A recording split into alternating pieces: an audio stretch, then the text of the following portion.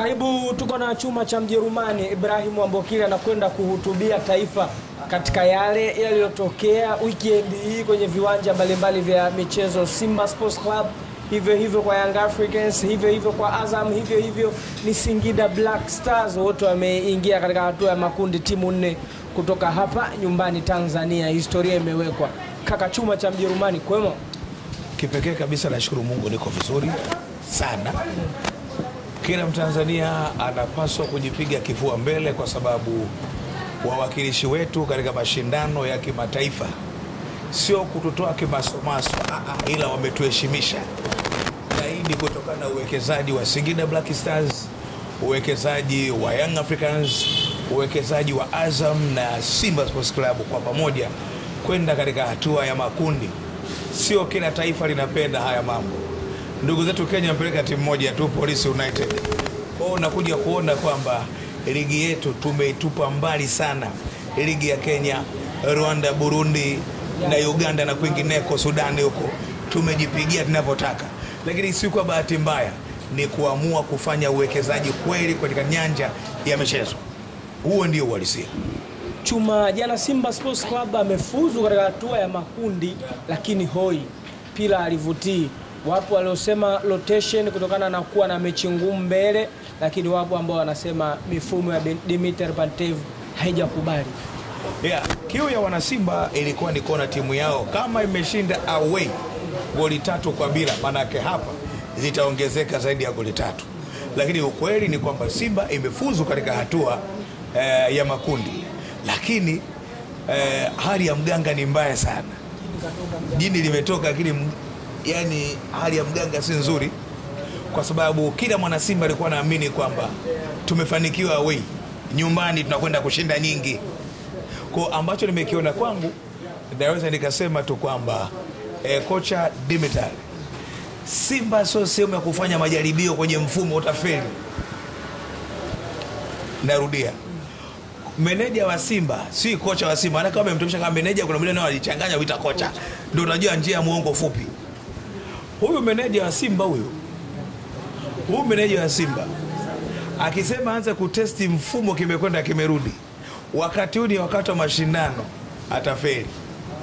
Ni mara 800 aje na mkeka wa Fadlu atembee nao, wakati huo akiharmonize kikosi chake mdogo, lakini vinginevyo linaweza likamkuta jambo, kwa sababu mpaka hivi sasa ukiangalia unakuja kuona kwamba ni kama ubora wa wachezaji unapungua, na ni swala la muda kuona huyu Jean Charles ya huyu mechi ya kwanza alishushwa chini, mechi ya pili alikadhalika hivyo, siku sio nyingi huwa atakaa beki, Pantev atampanga huwa beki. Utakweli sio pingika.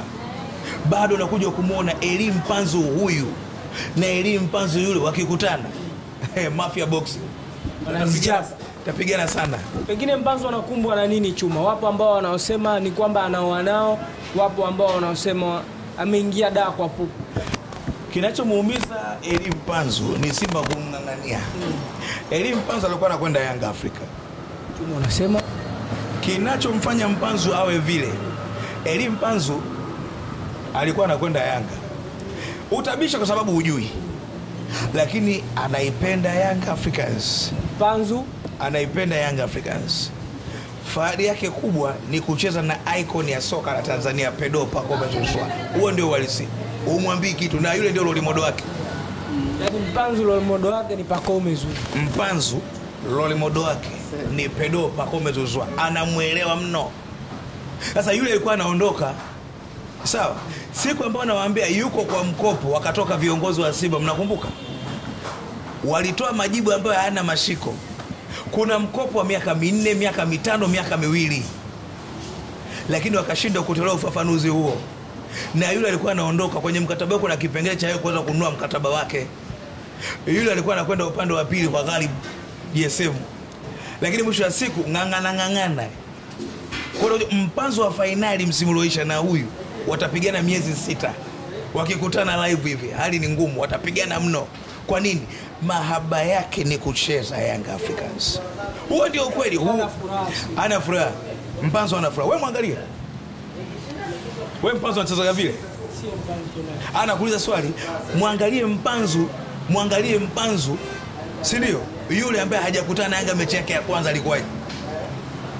Na Mpanzu, na sio mishangazi. Eli Mpanzu ni mtu wa dini, ni mtulivu, lakini kinachomuumiza Eli Mpanzu ni kumng'ang'ania. Ukimng'ang'ania mwanamke ambaye akasema asikutaki, sikutamfumania chumbani kwako. Kwa haya kumng'ang'ania Eli Mpanzu ndio hizo shida hizo. Eli Mpanzu anataka maisha yake yawe na insurance. Unapokuwa chini ya mwenyekiti wa Umoja wa Vilabu barani Afrika, maisha yako yanakuwa na insurance, yani bima iko wazi wazi. Unaelewa vizuri? Unapokuwa chini na mtu ambaye hana ushawishi wote atakapo duniani, ndo kama haya. Maana yake au ataka kuondoka kumfuata kocha wake Fadlu Davis. Au ataka kuondoka. Yes, ndio kweli. Kama atachokwambia hivi, ataondoka Maema, ataondoka Aua, ataondoka na Rushan Deroku. Simba sita. Sasa wachezaji wale kocha. Wachezaji wa kocha wa Fadlu. Na hii Simba ingekuwa chini ya kocha Fadlu Davis, kocha Misuti. Unaacha kocha mwenye discipline. Ndo haya mama. Kocha mpaka toboa masikio. Sheikh, sikilizeni, anazungumza very serious. Fadlu ameondoka kwa sababu ya uswahili. Fadlu angebaki leo hii, amini ninachokuambia. Leo tunazungumza lugha nyingine. Simba kuvutia. Nakwambia Fadlu bonge moja la kocha. Fadlu bonge moja la kocha.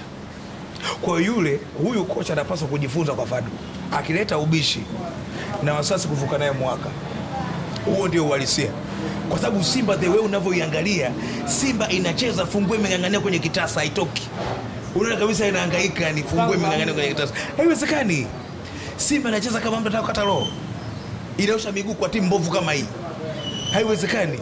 Maana yake kuna kitu hakiko sawa, napaswa kukibadilisha. Wachambuzi Peiro hao. Mchambuzi Peiro anazungumza ujinga. Yaani Yakubu Sulemani anamfikia Djigui Diarra. Sio kweli. Sio kweli. Huyo Kamara mwenyewe amfikie. Kwanza na wasiwasi na injury ambayo amepata Kamara ile. Ile injury ilikuwa nyepesi sana ile.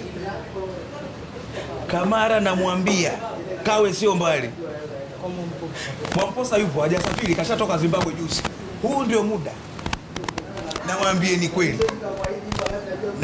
ni kweli. Yakubu Suleiman ni golikipa mzuri. Sisemi kama kamfanyia kitu Djigui Diarra Musa Kamara. Lakini na wasiwasi na ile injury yake aliyoipata ile. Ile injury ile. Yakubu Mwamposa sio mbali. Yaani anapaswa kutembea na dumu la mafuta muda wote. Wese muda wote atembea nalo. Lakini vinginevyo sana. Muize Manula. Wewe Manula kasafiri na timu ya Simba miaka mingapi anapanda kwenye ndege? Sasa hivi fika airport anacheua. Wewe, sikiliza wewe. Kuna kitu iko zaidi na kizunguzungu. Hivi kwenda na kizunguzungu kaza kupanda ndege leo yule. Unaelewa vizuri? Leo Manula hatujui anafanya nini. Katika mchango wa Azam kwenda hatua makundi huwezi kumhesabia Manula. Kwa nini? Hajacheza mechi hata moja. Unaelewa vizuri? Ni waasa wachezaji wapendane. Waache kuumizana. Una ubora wako, pambana upate nafasi. Kamara namwambia tena, sisemi kwamba Yakubu kamfanyia kitu. Naomba niseleweke vibaya. Ila mimi Musa Kamara magharibi huyu. Kawe sio mbali. Afike sana. Leo Jumatatu kuna ibada hapa. Afike. Leo kesho ipo, Apostle ipo. Tukiachilia hilo la Simba, tumulike haya ya Young Africans yanayozungumzwa. Yanga imecheza kwa ubora, lakini shida ya Yanga inaonekana eneo la ufungaji ama eneo la namba 9 ambapo inamuhusisha Andy Boyeli na Prince Mpumelelo Dube. Yanga amefika hatua ya makundi, pengine kipi ambacho wanatakiwa wakifanya kina Boyeli na Dube, ama uongozi wanatakiwa watafute striker mwingine ambaye ataifikisha Yanga nchi ya ahadi? Kimsingi mpaka sasa uongozi wa Yanga umewasha indicator namna hii. Unatazama kwa jicho la tatu. Timu kubwa kama Young Africans malengo yake imekwisha yatimiza ya hatua ya makundi. Na sasa imeongeza malengo. kufika mbali zaidi ya hatua ya makundi. Maana yake nini? Wachezaji wa Young Africans wana kila sababu ya kuweza kubadili mazingira yao na kuweza kuipambania Young Africans kwenye mashindano ya ligi ya mabingwa barani Afrika. Washambuliaji wa Yanga Andy Boyeli na Prince Dube hawako Young Africans kama waweka hazina. Hawako Young Africans kwa ajili ya kuifunga Mtibwa. Yanga imejipambanua katika mashindano ya kimataifa. Wachezaji wanapaswa kujipambanua katika hilo, kwa maana ya kwamba kutumia nafasi ambazo wanakwenda kuzitengeneza. Walipata vizuri, lakini vinginevyo ni taarifa mbaya sana mshambuliaji kukosa nafasi zaidi ya 6 kwenye mechi moja. Sio mambo ya kucheka haya. Walipata vizuri, mshambuliaji unakosa nafasi kwenye mechi ya ligi ya mabingwa barani Afrika. Kumbuka nafasi ambazo unazipata kwenye timu za kawaida hizi huwezi kuzipata unapocheza na MC Alger, huwezi kuzipata na Mamelodi Sundowns. Mfano, leo Prince Dube kama angekuwa na matumizi sahihi ya kuweza kufunga, leo alikuwa na sifa kwa top scorer mpaka hivi sasa ligi ya mabingwa. Kwa nini? Amekosa nafasi nyingi sana. Angola katika nafasi 6 ametumia 1. Jana amekosa nafasi, juzi amekosa nafasi ngapi? Alafu akili kisodo anasema karogwa. Sio kweli. Analia. Yule alikuwa analia pressure ya washabiki. Kumbuka washabiki wanasema hatumtaki atoke nje. Yanga wamemzomea kocha ambaye asimzomee Dube. Unaelewa vizuri? Maana yake anapaswa kujirekebisha, kusahihisha makosa yake. Sawa, mimi naongea na wana Yanga kwa hivi sasa. Dube amekuja Young Africans kufanya kazi, kuwa mshambuliaji wa Yanga, sio kiungo mshambuliaji. Sifa ya mshambuliaji ya kwanza ni kufunga. Ya pili ni kupeleka pressure kwa wapinzani wakosa utulivu. Ya tatu kukaa na mali. Umenipata vizuri? Ukisema kocha yoyote anayekuja Yanga Afrika anamtumia kocha Dube kwa kipindi gani, na kuuliza hivyo na Mayele na Dube, utaanza na Dube na Mayele. Sasa kumbe nini? Kwa Dube hapo mtu anakuja kutoa maelezo yake ambayo hayana evidence. Maana yake Dube anatumika sehemu ambapo mastreka wengine ni wabovu. Ndio maana nakwambiaje, leo Young Africans leo inatokea Mbangala wamepata steka ambaye umempa kaua. Dube achezi wala Boyeli, ndio walisia. Maana yake nini? Hawa wanapewa time ya kujiongeza kufanya masahisho zaidi. Na mimi sisemi kwa ubaya, nasema kile ambacho umekifanya kiwanjani. Umekosa nafasi ngapi? Tunakimbilia kwenye shiriki kwamba karogwa. Sio kweli. Unaelewa vizuri? Wanapaswa kujipambanua, kwa sababu Young Africans haina changamoto ya kutengeneza nafasi. Ukiangalia katika timu zote za Tanzania ambazo zinashiriki michuano ya kimataifa mpaka dakika hii, Yanga ndio timu pekee imetengeneza nafasi nyingi zaidi. Lakini pia Yanga ndio timu pekee ambayo haijatumia nafasi nyingi zaidi. Maana yake nini? Hata mwalimu ambaye amekuja anapaswa kuboresha eneo hilo. Why timu ina create chance, big chance, half chance, unashindwa kutumia? Maana yake hii ndio homework yake ya kwanza. Ukiondoa issue ya fitness level ambao atakiwa kuifanyia kazi. Watu wengi kusema uko unaonekana mbaya, lakini hiyo ndio uhalisia. Mtaki subirini muone mbele ya safari. Yanazungumzwa ubora wa mastreka wa Simba ni mkubwa kuliko wa Yanga kwa sasa. Hii ni hoja ya msingi au tuache maneno? Kwenye mechi ngapi? Kwenye mechi ngapi? Kumbe wanazungumza basi hawana evidence. Yaani kwenye mechi ngapi? Baadhi ya mastreka wa Simba ni Soa, Selemani Mwalimu na Mkwala. Wana goli ngapi kwenye mechi mbili? Na watalioni upi? Kwa sababu moja kati ya kitu cha kuchanganya kingine ni hii silabasa ambayo imekuja nyingine, au mtaala wa huyu kocha. Sawa, wakati Soa anatoka Singida ni first 11. Lakini Simba kwa namna ambavyo hali ilivyo anzi, sio kwa bahati mbaya, kuna kitu ambacho kocha anakitaka yeye. Si ndio? Maana maeneo mengine Soa akipata mtu ambaye anamjua kumtengenezea chance, mua. Kwa sababu Soa anajua goli. Si ndio? Soa anajua kukupa pressure mpinzani, ushinde kufanya maandalizi katika eneo lako. Huo ndio kweli. Wewe utakuniambia Soa angeenda Young Africans Dube anacheza? Achezi. Huo ni kweli. Yaani kabisa Soa yuko juu pale, Pacome anamtupia mipira ya upendo. Wewe subutu yako. Wale Silva wangefungwa sana hapo. Unaelewa vizuri? Lakini wanapaswa kujirekebisha. Ni mapema kusema sana ndo top. Lakini ukienda kirekodi nyuma, unamwona ambacho alikuwa anakipata Soa kwa Athu Bada kadogo Singida sio hiki ambacho anachokipata kwa hivi sasa Simba. Hapati pasi remote, hapati pasi pressure kwamba sasa hiyo twende, yeye ndo anatoa assist. Umeona bwana hilo? Sasa kama Soa anatoa assist, maana yake mwisho wa siku Soa atakaa beki. Umeelewa? Kazini kuna kazi. Yanga Africans wamemtambulisha kocha mpya, pengine tunaweza tukaiona taswira mpya ya Yanga. Of course kila kocha anayekuja anakuja na mpango kazi wake. Kwa maana kwamba ukiangalia Yanga ya Romain Folz ilikuwa na changamoto moja ya kimabadiliko, si ndio? Lakini pia ukiangalia Yanga ya Patrick Mabedi unakuja kuona kwamba imekuwa ni Yanga ambayo chances zinatengenezwa, lakini changamoto ambayo ilikuwa ipo ni kuweza kutumia nafasi. Lakini timu ilikuwa kuwa na balance. Timu ya Romain Folz, Yanga ilikuwa inakosa balance kwenye kujilinda. Bahati mbaya sana haikukutana na mpinzani ambaye anaweza kuifunga. Unaelewa vizuri? Na ukitaka uthibitishe hilo, kwenye mechi ya Silver Strikers mpaka anakwenda kupata goli, ni kwa sababu aliondoa balance ya timu kujilinda. Unakuja kuona jana juzi ambacho nimekiona mimi ni ile fitness level tu ya Young Africans kwenye muda wote wa mchezo, lakini timu alifanya kuwa na balance katika eneo zima la midfield. Patrick Mabedi, kwa maana yake ni mabadiliko ya kocha mwingine ambaye amekuja.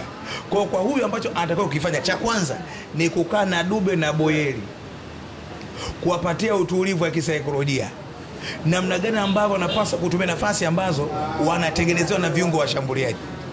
Lakini jambo lingine ni kutengeneza balance nzuri kwenye kikosi, hasa kwenye midfield. Jambo la pili, kuwa na makatazo, kwa sababu moja ya kitu ambacho nakiona Young Africans benchi la ufundi lao lina misi makatazo wakati mechi inaendelea. Mfano, mashambulizi mengi yanafia miguuni kwa Maxi Mudathiri. Wakati timu ina move inatengeneza shambulizi au kwa Patrick Mwenda, wakati tunasema mchezaji huyu ana dribble mpira, kumbe muda ule anapaswa kuuachia kuendelea shambulizi kwa spidi, kapozesha mpira. Maana ni vitu ambavyo kocha anapaswa kwenda kuvifanyia kazi, kwa maana kwamba kataza, elekeza. Unaelewa vizuri? Maxi achia mpira on time. Mudathiri chukua moja, achia. Unaelewa vizuri? Ni kitu ambacho wanatakiwa kukiboresha hapo. Haya ni maboresho sasa. Mtu mwingine atakatadi maboresho. Baadaye Maxi akizingu, unaweza kupiga tena kelele. Hiki ninachokuambia ndio chenyewe. Angalia katika mashambulizi yote ya Young Africans, kuna sometimes wana miss kuyaendeleza mashambulizi kwa uhakika, yanapotea miguuni kwa wachezaji au wasione wapi kupeleka mpira. Ni vitu ambavyo kocha huyu ajaye ambaye amekuja anapaswa kuboresha eneo hilo, kwa maana kwamba kuifanya timu kuwa na spirit, kuifanya timu kuwa na speed hapo kwenda kushambulia, kwa sababu hata falsafa yake ya 4-3-3 maana yake mnakwenda wote mnarudi wote. Kwa kama mnakwenda wote, maana yake mkamalize shambulizi ambalo mmelitengeneza. Unaelewa vizuri? Kwa ni maeneo madogo ambayo Young Africans wanapaswa kuyaboresha hapo. Mashambulizi yao yasifie njiani.